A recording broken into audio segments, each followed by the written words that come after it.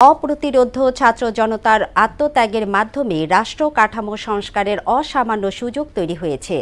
তাদের বীরত্ব গাথা এভাবেই বিশ্ববাসীর সামনে তুলে ধরেছেন অন্তর্বর্তী সরকার প্রধান ডক্টর মোহাম্মদ ইউনূস।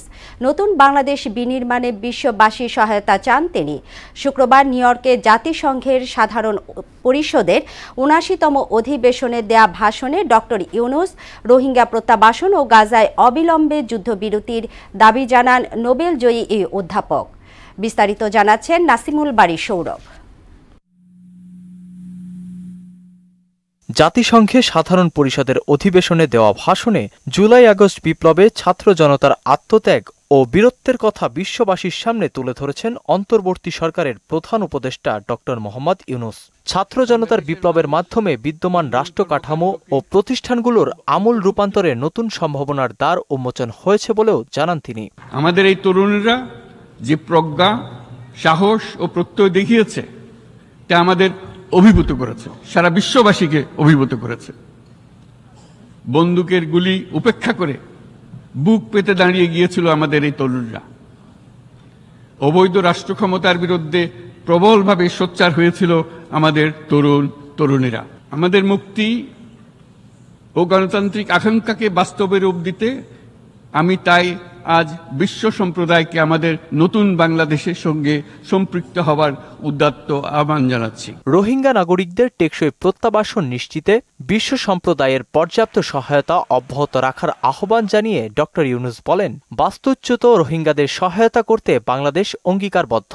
মায়ানমার থেকে বাংলাদেশে বলপূর্বক বাস্তুচ্যুত রোহিঙ্গাদের সহায়তা করতে আমরা অঙ্গীকারবদ্ধ।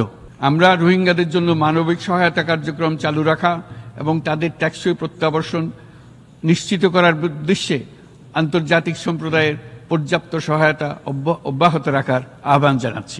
ফিলিস্তিনের জনগণের বিরুদ্ধে যে মানবতা বিরোধী অপরাধ হচ্ছে তার জন্য সংশ্লিষ্ট সকলকে দায়বদ্ধ করার আহ্বান জানিয়েছে ডক্টর মোহাম্মদ ইউনূস।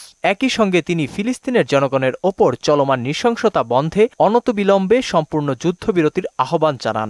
ফিলিস্তিনের জনগণের উপর চলমান নৃশংসতা, বিশেষত নারী এবং শিশুদের সাথে প্রতিনিয়ত যে নিষ্ঠুরতা বিশ্ব দেখাচ্ছে তা থেকে নিস্তারের জন্য বাংলাদেশ অনতিবিলম্বে সম্পূর্ণ যুদ্ধবিরতির আহ্বান জানাচ্ছে।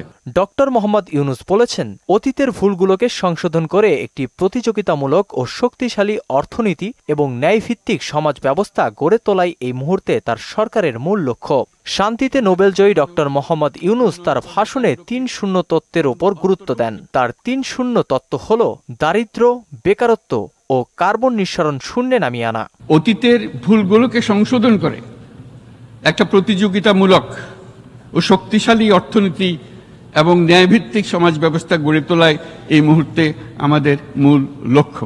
সমগ্র বিশ্ব একসাথে ৩০০ সুদবিহীন ব্যাংকিংয়ে আত্মশুদ্ধির পথ এনআরবিসি ব্যাংকের ইসলামিক ব্যাংকিং আল আমিন লক্ষ্য অর্জনের ধারণা বিবেচনা করে দেখতে পারে, যার মাধ্যমে আমরা শূন্য দারিদ্র্য, শূন্য বেকারত্ব এবং শূন্য নেট কার্বন নিঃসরণ অর্জন করতে পারি। নাসিমুল বারী সৌরভ, মোহনা সংবাদ।